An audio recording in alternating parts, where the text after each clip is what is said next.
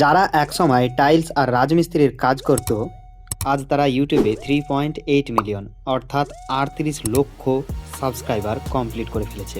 বং লুচ্চা, যারা মাসে আয় করে প্রায় 7 থেকে 8 লাখ টাকা।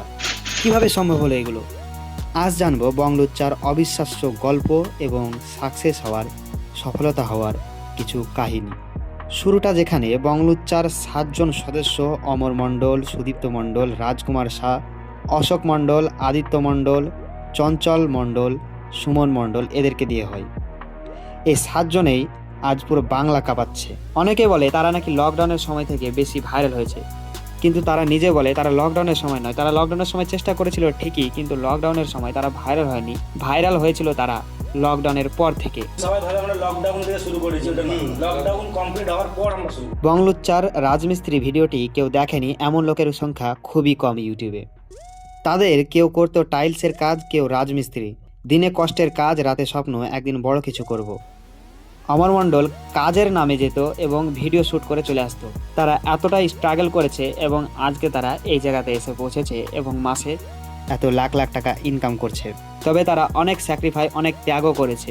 সবচেয়ে অবাক করার বিষয়, তাদের কোনো এক্সট্রা এডিটার বা আলাদা কোনো ক্যামেরাম্যানও ছিল না। আর এখনও তেমন কোনো এডিটার বা ক্যামেরাম্যান নেই, তারা নিজেই এডিট করে। তবে ক্যামেরাম্যান এখন আপাতত রেখেছে। সবচেয়ে বড় বাজেটের ভিডিও পুষ্পা।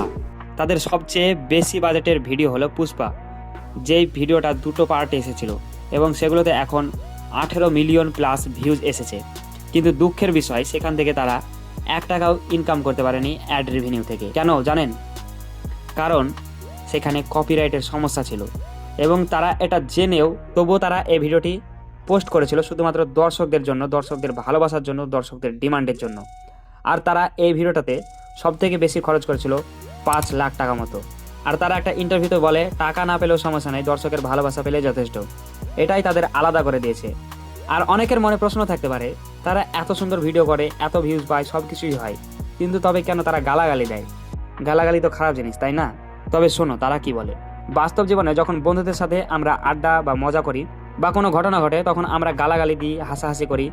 আগে যখন বং লুচ্চা ভিডিও করতো না, তখন তার আগে কিন্তু যে ফানি ভিডিও বা কমেডিগুলো ছিল, সেগুলোতে গালাগালি ব্যবহার করা হতো না। এবং তারা এটা দেখে এবং মনে করে যে তাদের সাথে যদি আমাদেরকে টক্কর দিতে হয়, তাহলে আমাদেরকে কিছু অন্য ধরনের কিছু করতে হবে। তখনই তারা রিয়াল ফিলিংসটা শেয়ার করার জন্য গালাগালিটা চালু করে।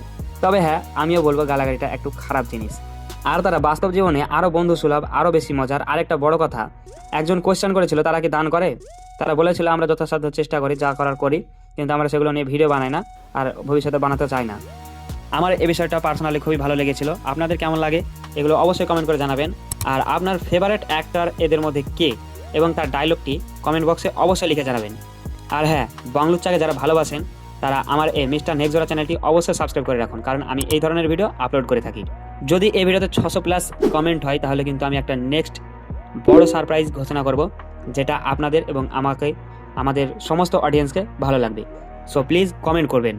And thank you for watching this video. Do subscribe, stay motivated, be good human. Khuda Hafiz. কাজ করতে করতে ইউটিউবও করেছি। তারপর যখন আমাদের 1 লাখ সাবস্ক্রাইব হলো, তখন কাজটা ছেড়ে দিয়েছি, তখন এইদিকে পুরোপুরি ফোকাস।